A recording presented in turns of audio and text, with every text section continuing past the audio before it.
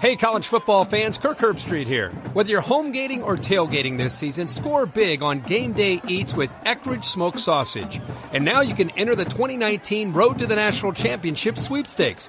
You can join me at the College Football Playoff National Championship in Santa Clara, California for a chance to throw to win $1 million. To enter and learn more, visit EckridgeFootball.com. No purchase necessary, void where prohibited. Sweepstakes ends 12/20/18. Contest rules online. Hey guys, Golic here. We want to thank Allstate for teaming up with the Golic and Wingo podcast this season. Allstate is also teaming up with fans across the country to let them know about the magic of mayhem. Mayhem during college football season is inevitable, be it good or bad. Whether it's a backup quarterback leading his team to a second-half comeback in the national championship game or the countless number of rivalries across the country, mayhem will definitely leave its mark. Simply put, mayhem in college football cannot be stopped. Unfortunately, it's not confined to the stadium. Fender benders on the way home, popped tires, cracked windshields, mayhem is everywhere. That's why I'm here to remind you that in those crazy moments off the field, Allstate is here to help. Leave it to me to cover the mayhem in the game, but stick with the experts at Allstate to cover the mayhem off the field. So get Allstate and be better protected from mayhem. For expert advice, call your local agent today. Glad you're with us. Golic and Wingo, ESPN Radio, ESPN News, presented by Progressive Insurance. All phone guests join us on the Shell Pennzoil Performance Line.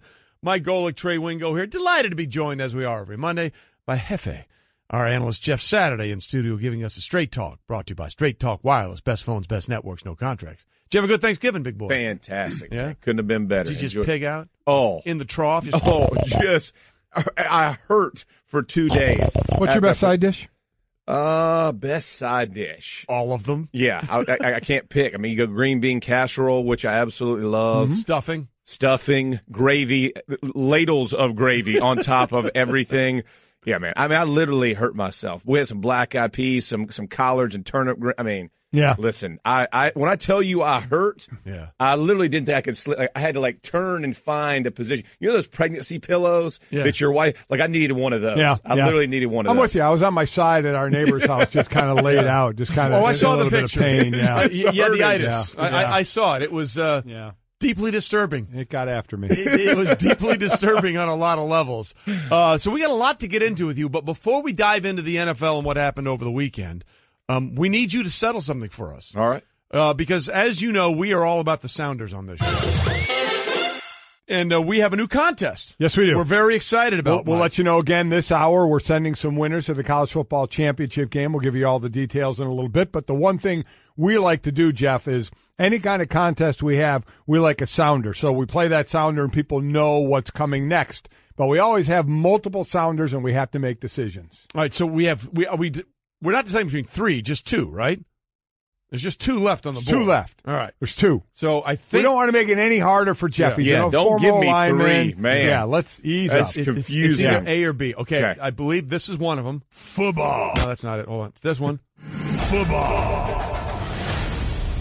All right. Okay. Then there's this one. Football.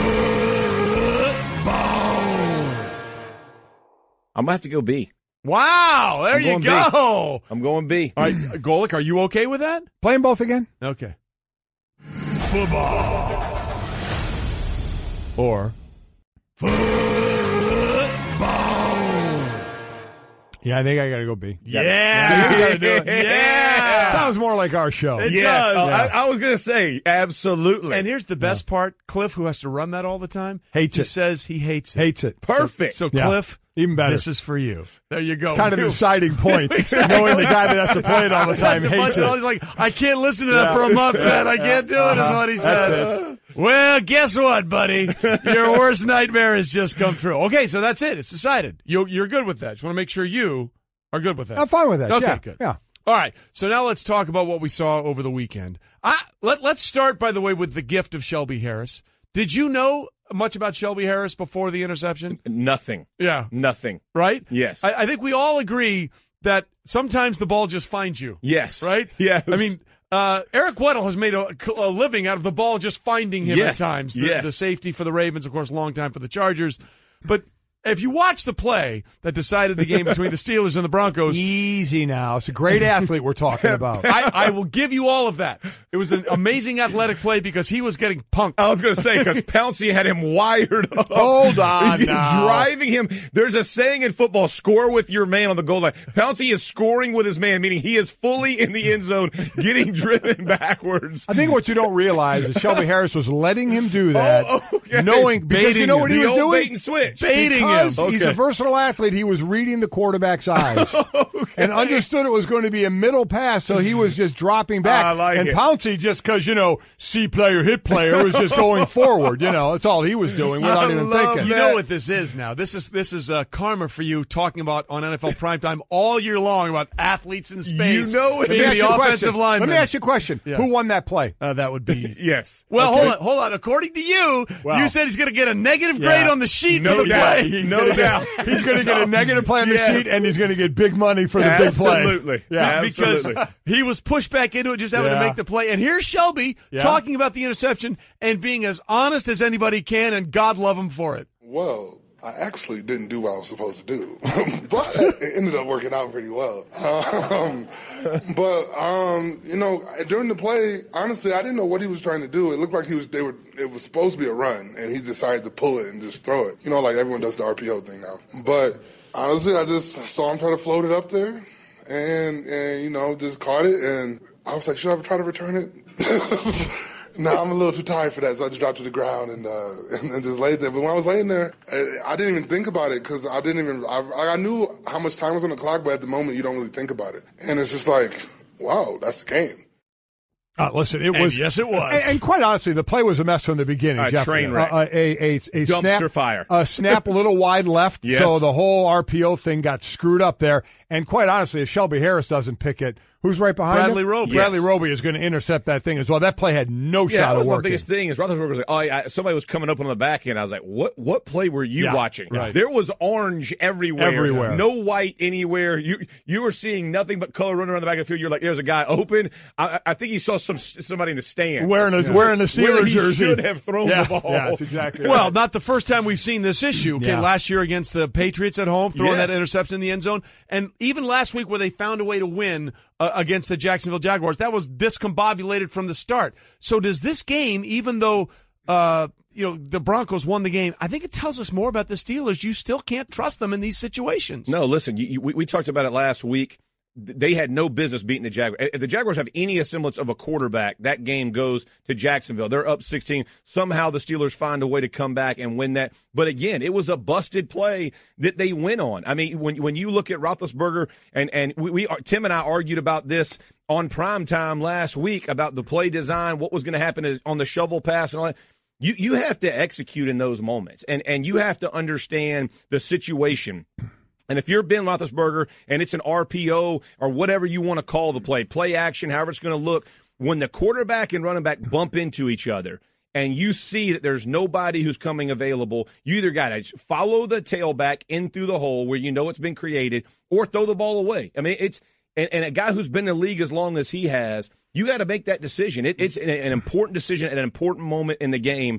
And again, just doesn't. And again, you'll go back. The Steelers will go back and look at it. They miss in the red zone, fumble it on the goal line, all those kind of things. Those things end up hurting you, and obviously they're hurting them in their chances to have home field in the playoffs. Our NFL analyst Jeff Saturday joining us. Golic and Wingo, presented by Progressive Insurance, protecting commercial vehicles and offering specialized coverages designed to protect your business.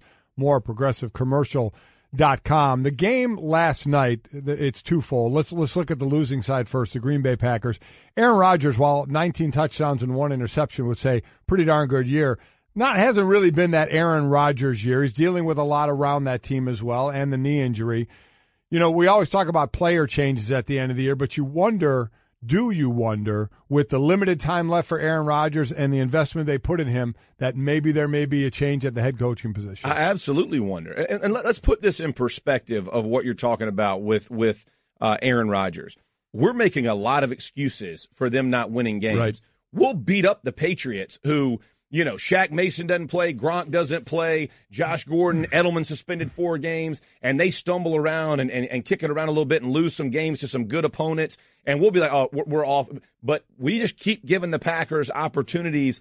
But Rodgers is not playing well. I mean, he missed a wide open touchdown to Adams, who ran a good route on the left hand side. And you can tell he's not comfortable with what's going on. And I don't think the Packers as a whole have an identity in their offense. It can't just be we're going to drop back and let Aaron make plays all the time, because teams have kind of caught up with it. But think about the 4th and 1 early in the game.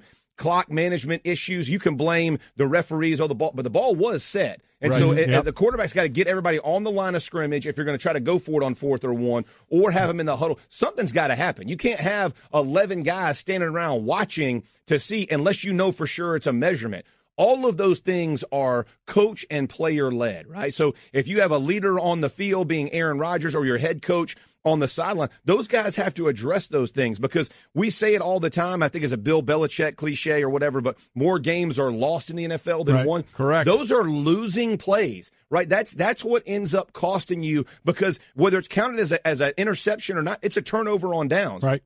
Later in the game, they got a I think it was a 3rd down or a 2nd down and long, and they get a delay of game. Like those kinds of things cannot happen in a veteran-run offense. And when you have your quarterback and your head coach who've been together that long, those kinds of things can't happen. I hear people talk about, what Aaron Rodgers has around him, and he let go of Jordy Nelson. He let go. Guess what, man? The Patriots let go of people all the time. Yeah, Every team in the league lets go of people all the time. Andrew Luck doesn't have weapons all around him. But for whatever reason, some teams are finding ways to win. We're finding excuses for the Packers. They should be a better football team than they are right now. Which is why I think it may get blowed up in the offseason when it's all said and done. Jeff Saturday here with us. We'll get to the Colts in a minute, who, by the way, I don't think anybody wants to play them down the stretch the way things are going. Let's talk about another team that we thought might be okay, and they're getting there, but this is the Cleveland Browns. They've won their 4th game of the year.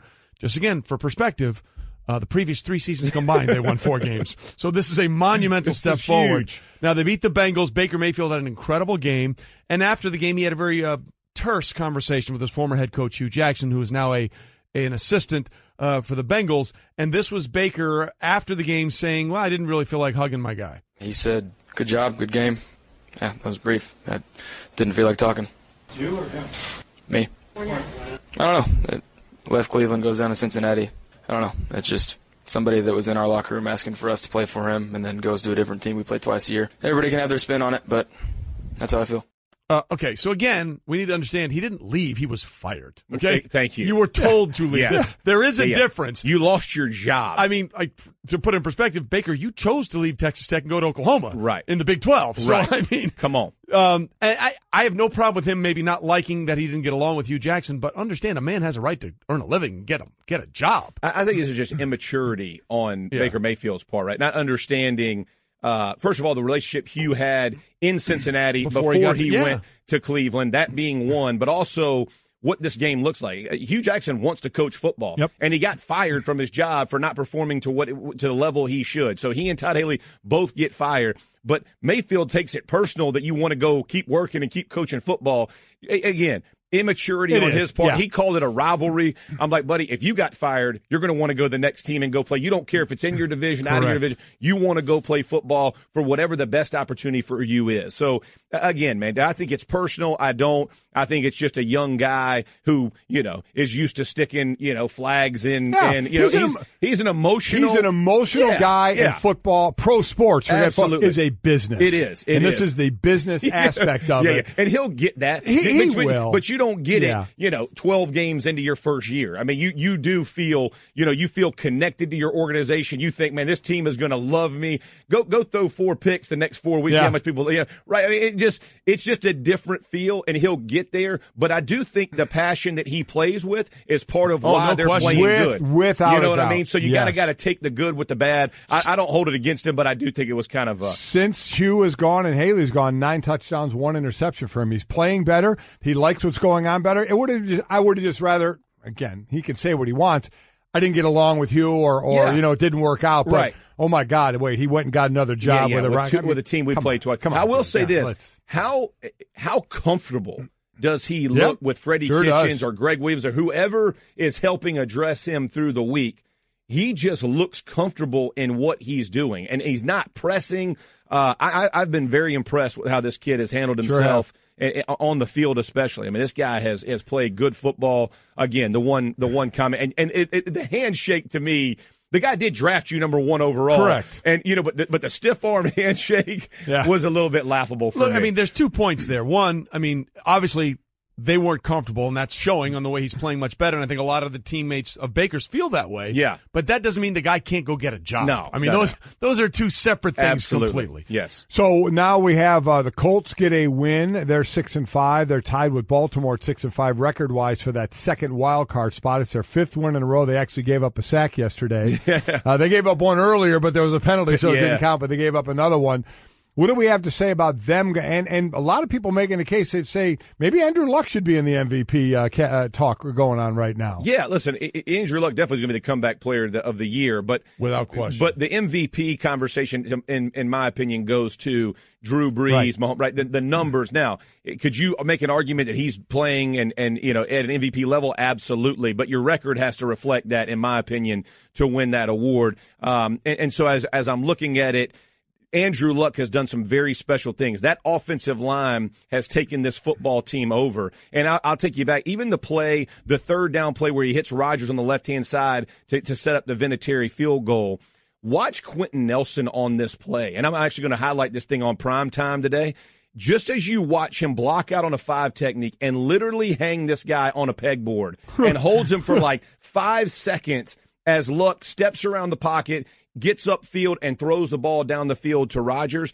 This thing is working in concert. And you made point of Braden Smith giving up some edge pressure. That's a good group in Miami on edge pass rushers. But you can tell this team believes they should win games. When you're down 10 in the fourth quarter, it's hard to come back. Give them a ton of credit, man. Chris Ballard, Frank Reich have done a fantastic job of getting buy-in from the 53 on the squad. No, they absolutely have. But when all is said and done, when we're talking about the AFC, there's one team that just sort of reared its ugly head again over the weekend, and that would be the New England Patriots. Yes. They got Gronk back, and guess what? Tom Brady had 1 touchdown pass his last 3 games. He gets Gronk back. Yeah. Suddenly all over the dicing place. You up. Right? And the first play to Gronk, he's got no business throwing it. You talk about trusting. Williamson is in basic like a man coverage. He rolls back with Gronk. Gronk looks back and thinks the play is dead. Meanwhile, Brady's already got it in the air. He goes back and gets back in the route and makes an unbelievable catch with a safety over the top who's hitting him. But that's the trust that we all talk about. You talk about what separates the Patriots from other teams. It's the trust Brady has in his guys. And he made mention of this weeks ago, early in the season, when guys get their opportunity, when they make plays, they build trust in this offense. They're going to get more touches and more opportunities. Now you got Edelman, Gordon, Gronk, Sony Michel getting back in the action, having over 100 yards rushing.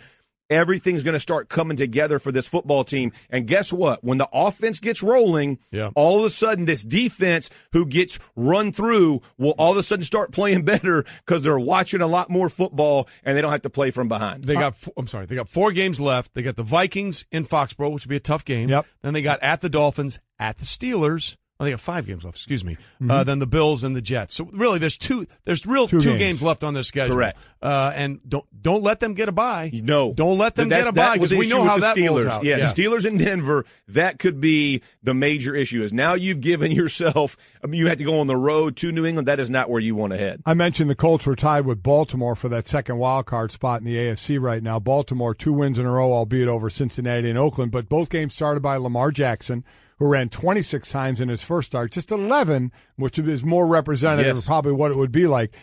If Joe Flacco is healthy, who do you start? I'm still going Jackson right now. And let me say this. If I had to prepare for the Ravens offense, Lamar Jackson, although he's not going to be as accurate as Flacco, he's not this pocket presence, he's not these things. If you continue to run the offense through him how you have the last 2 weeks, I've really loved what the Ravens have done, right? The zone read, the RPOs where he can read that. Even yesterday where he throws it to Andrews on the right-hand side where he has that hard play action fake, but everything's in rhythm, everything's on time. He makes plays. Now, the one interception he did, or one of the interceptions was definitely his fault. The other one was a tip on the back end. You can't really protect yourself from that. It was a one-on-one, 50-50 ball. but I like what he's doing. And let me tell you, if you're prepping for Lamar Jackson right now, you have no idea what this offense is going to do. That's a difficult transition for a defense. Do we prepare for Flacco? We can prepare for both because they both could potentially play.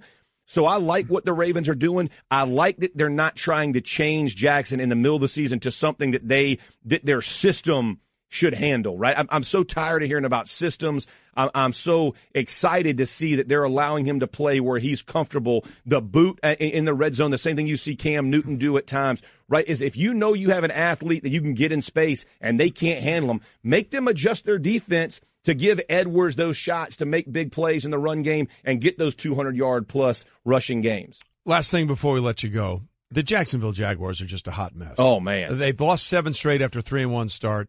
They have a 1st and goal at the 1, and they get no points out of it because of penalties and sacks, and then they miss a field goal. But I'm tired of hearing Jalen Ramsey talk. Okay? Yeah. I mean, for all the things that he does well, and he's a great player, don't get me wrong, but when you're losing, to talk to the other team and point and say, you're trash, hey, you know, your team is trash right now. You might want to worry about your own house before you start pointing out flaws somewhere else. I think it's worn really thin. And we talked about this actually in the summer, is what you set yourself up for when you make these kind of comments and when you go out there on an island by yourself as a player and you start making all these comments and you're asking your team to back this thing up. Now, you may be plenty good to do it, and he's played good. I'm not taking anything away from him, but his team has not. So now every time there's an issue, this gets addressed. And you see him, hey, you call Josh Allen trash, and Buffalo's Twitter is up, and they're blasting, Jacksonville. It's just too much. And listen, they're not playing smart football. Like Fournette, God love him. Why are you throwing a punch with a guy with a helmet on?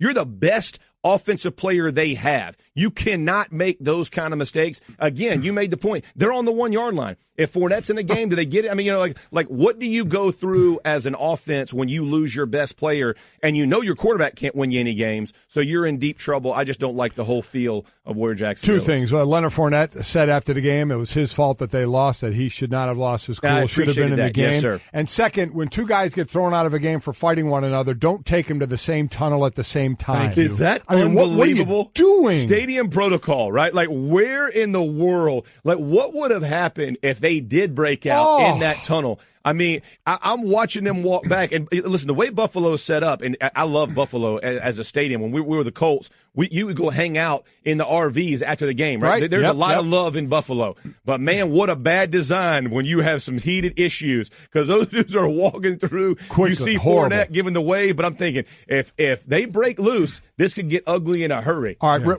I just threw my pen at you. Really quick, 2 linemen scored.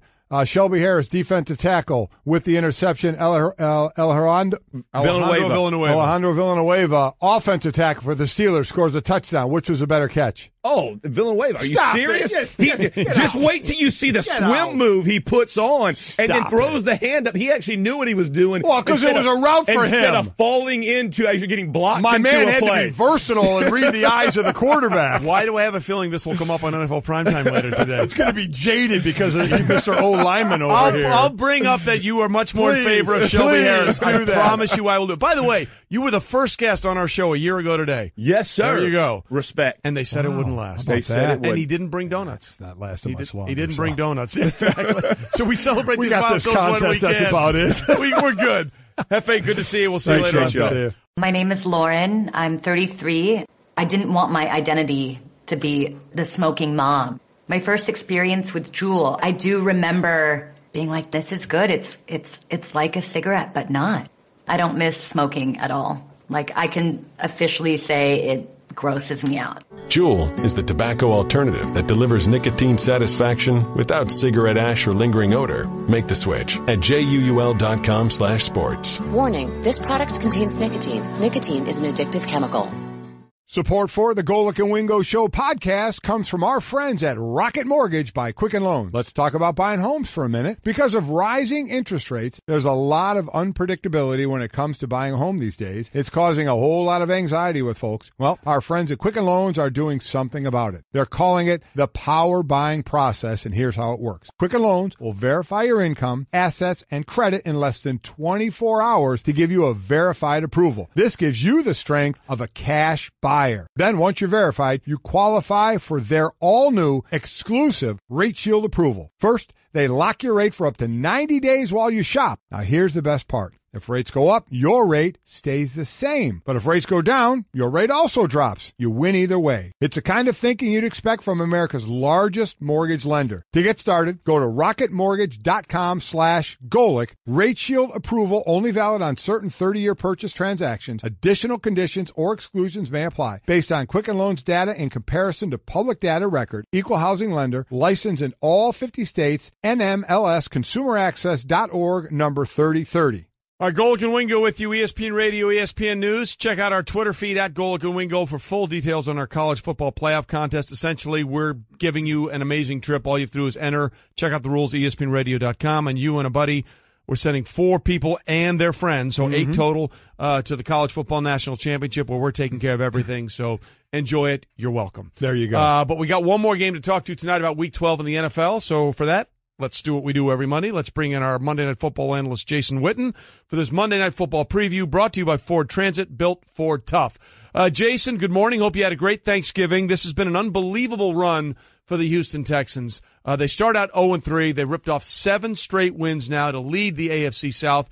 What's been the most impressive thing you've been able to see about the Texans so far during this winning streak?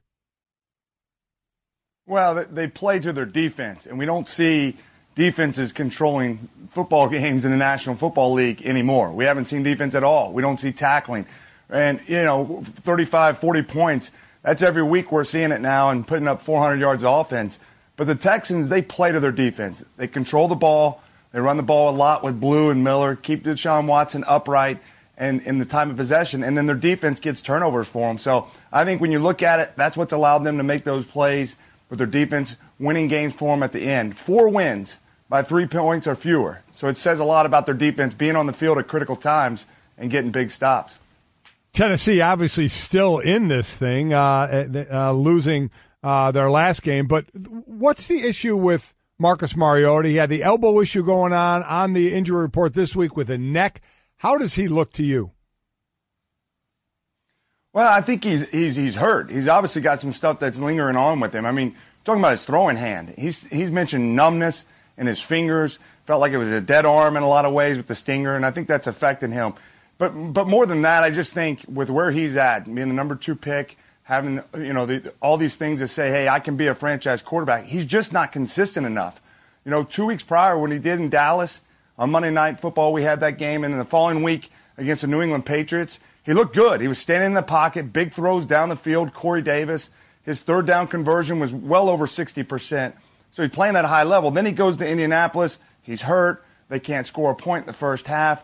And they can't stretch the ball down the field. So for him, it's just more consistent if they want to have a chance. Tonight's a big opportunity because if you lose this, really the division's, runs away with it with Houston. Yeah, really. The Titans are one of the most confusing teams in football. They have the big win on Monday night, as you said, Jason. Then they beat the Patriots by double digits, and then they fall apart after that.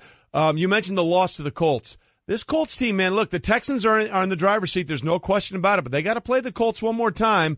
And my God, this team has been rebuilt from the inside out. That offensive line is doing a great job, even though they finally gave up a sack Sunday to Miami. First time in 6 games they've done that. But we're talking about a potential MVP candidate in Andrew Luck. It's been remarkable to see this team sort of reinvent itself after a 1-5 start.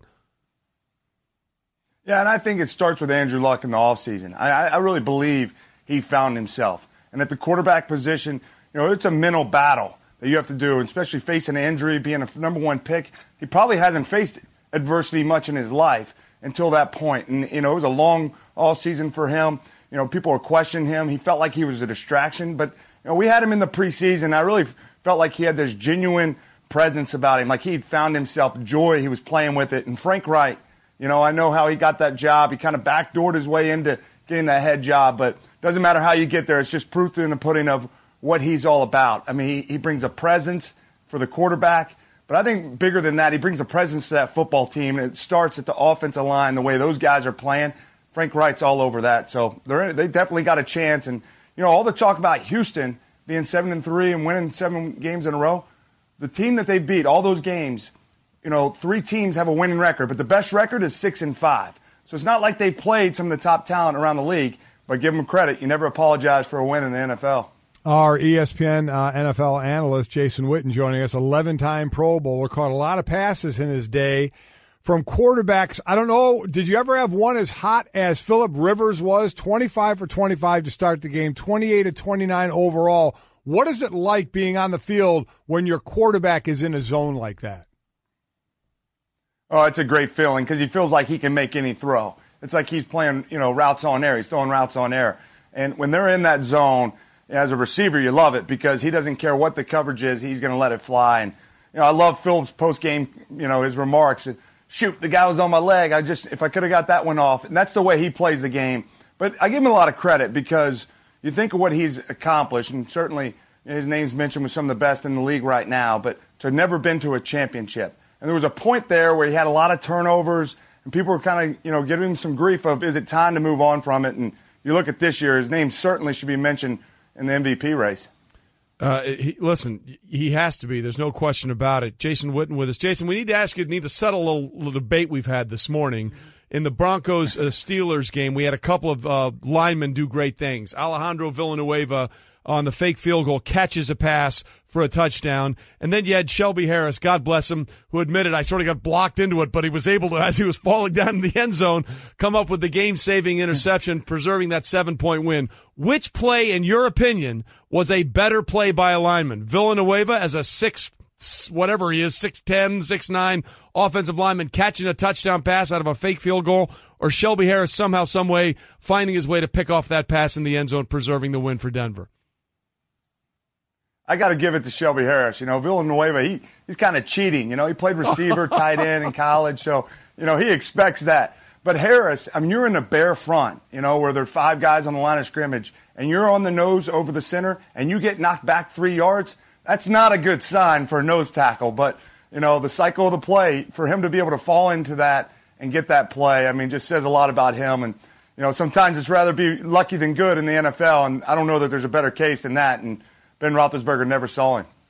All right, you good with that? He's got the deciding vote. Congratulations. I'm good with that. The explanation, makes him sound like, he's not a great athlete, but that's okay. I can live with that, getting blocked. I understand that. I get it. I'll just close my eyes and accept it. All right, there you go. Well, congratulations, Jason. You tipped the scales in favor of Mike Golic. Well, I was going to go with Villanueva, but fine, whatever, and we'll see what happens tonight in Houston. Thanks, Jason. All right, guys, have a great week. You too, man. Here's the bottom line. Yeah. Was the pass meant for Villanueva? Yes. Was the pass meant for Shelby Harris? No. And about him getting blocked into the end zone, at that point of what he was doing, he absolutely was seeing what was going on in the backfield while all Pouncey was concentrating on was blocking my man. As a defensive lineman, we have a lot of things on our mind. Yeah. We're not concerned about the man blocking us. We have to look past that. Is it a run? Is it a pass? If I'm not going to get to the passer, get in the way, while all the lineman has to do, block man in front of me. How difficult is that? Shelby Harrison, what he was able to do with his versatility, kudos to him, my friend. Let me just say this. Of all the things you've ever said, defensive linemen, we have a lot on our minds. A lot. A lot. A lot of responsibility. See ball, find ball. All right, coming up, we have one simple question left on this Monday. Who won the weekend? Dell's Cyber Week sale for small business is on. Save big with massive deals on office essentials like computers with 8th Gen Intel Core processors and the latest servers. Even other top brand electronics and accessories are on sale. Plus, get free shipping on everything. Quantities are limited. Dell's Small Business Technology Advisors can help you find the right tech for your business needs at Cyber Week prices. Just call 877-BUY-DELL or visit Dell.com/SB Cyber Week. That's 877-BUY-DELL. Paper's all crumpled because my dad tried to fight me during the break. Just read. You want more? I should get babysitting money in here. We'll take you too, old man. Trey. I'm gonna come at you like a spider monkey. Like a spider monkey! It's Golic and Wingo.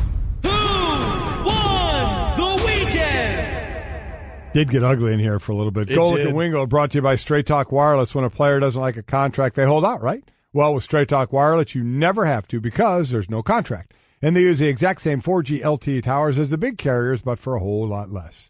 Straight Talk Wireless only at Walmart. Refer to terms and conditions of service at straighttalk.com. All right, Golic and Wingo here with you. We'll get to who won the weekend in a minute, but Mike, we're givers on this show. Yes, we are. Listen, if you think about it, in the short time that we've been on this program, we have had the huge leadership retreat, which basically was a scam to play golf. And yes, we all was. did that very well. Wonderful. At Pinehurst. Hint, it may be coming again, so get ready. Yeah. We also took everybody to the tailgate game at Notre Dame. Notre Dame had Pitt. a lot of blast, and we're doing it again. And most importantly, we finally decided on the sounder for our next contest. Yeah, the guttural sounds of one Trey Wingo. Let's go. Again, it is our college football playoff contest. We're going to send you 4 winners to the College Football National Championship, and each one of the winners gets to bring a friend. So essentially, we're sending 8. So basically, you think you're a great college football fan, you have to show us. You have to prove it to us with either a tweet, a photo, or a video. And if you do a video, limit it to 30 seconds. Anything over that, we're not watching. There's going to be so many of these, we got to cut it off somewhere. So 30-second video. You have to be following our Twitter feed at Golic and Wingo. So here's what you do. You submit to at Golic and Wingo. Use the hashtag GW Champ Contest. So Golic Wingo. Hashtag GW Champ Contest and tag the at Golic and Wingo handle. So that's what you need to do with a tweet, a photo, or a video. Again, all these rules will be on ESPNradio.com. We're looking for creativity, originality, and what the show is all about. Go ahead and be petty. Yeah, be as petty as you want and celebrate your college football fandom. Here's what you're going to win. Let me tell you what. We love having these contests because we get to do fun things, but y'all get treated like kings and queens. So, for our 4 winners and their guests, 3-night, 4-day trip to the 2019 College Football Playoff National Championship presented by AT&T in Santa Clara, California. Round-trip airfare, 3-night hotel stay, all your meals, game tickets plus access to ESPN's VIP tailgate before the game, access to events on-site, including Saturday evenings, all-state party at the playoff, Sunday evenings, AT&T playoff playlist live, and you get to go behind the scenes of ESPN's production, which will be unbelievably massive at the biggest college football game there is. So that's all laid out for you. Check out ESPNradio.com for all the rules. But again, this is your chance to enjoy and get in. All right, Golic and Wingo, presented by Progressive Insurance. All phone guests have joined us on the Shell Pennzoil Performance Line. I feel like I know where I'm going with this for you, but I feel like I have to ask out of an obligation. Hey, Mike, who won the weekend? Oh, listen, there are plenty of possibilities out here. Colts have won 5 straight. The love of my fellow defensive tackle, Shelby Harris, getting a game-sealing interception for the Broncos. Lamar Jackson's won a couple of starts back-to-back. Browns won back-to-back for the first time since the 1800s. Phillip Rivers, 25 in a row. Jimmy Butler, another big shot. Ohio State routing Michigan. I mean, Phil Mickelson winning $9 million. But for me, there's only one place to go.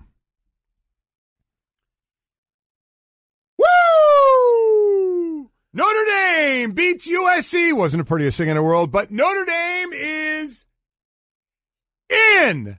Don't give me all your what if this happens, what if that happens in Notre Dame. Notre Dame is in the college football playoff. Boom! End of discussion. They win the weekend. I cannot be surprised that that's the way you went, and I'm not surprised that you did. I want to give a little love to Matt Rule, Baylor's head coach, went from a 1-win season to bowl eligible in year 2. Congratulations. Great job down there. Somebody's got to take the crumbs. Come on. No, they're doing, listen, we're turning it around. Slowly but surely we're building. I'm just kidding you. I think the other one, I think all of college football won because of Ohio State beating Michigan. Because now we have the what-if scenarios, right? Yes, It's not cut and dried. Okay, if Oklahoma wins the Big 12 championship, Ohio State wins the Big 12 championship, who do you take? Because Oklahoma was rated out of Ohio State. And what if they both lose? And what if they both lose? Does UCF find a way? Or is it Georgia? If Georgia loses, do they get in because they only lost to Alabama? I get it, they lost to LSU a long time ago. We have the potential for chaos. And the only thing we really ever want in this thing is for there to be drama and chaos. So by Ohio State doing what they did to Michigan, we have those scenarios that didn't exist before. So for all of us that like college football and didn't want it to be, this, and this. And again, they said it was a 19% chance that all 4 were going to win out. And guess what? That didn't happen. Did not happen. Michigan fell on that one. So I think everybody that has interest in the college football playoff system going forward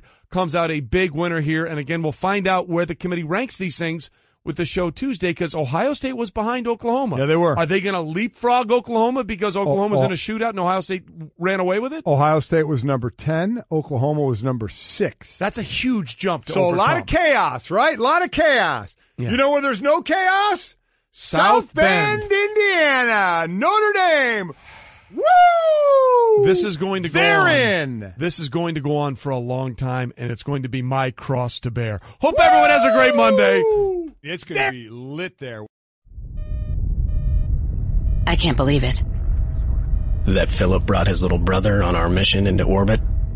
How long until we get there? How long until we get there? How long until we get there? No, I can't believe how easy it was to save hundreds of dollars on my car insurance with Geico. What's this button do?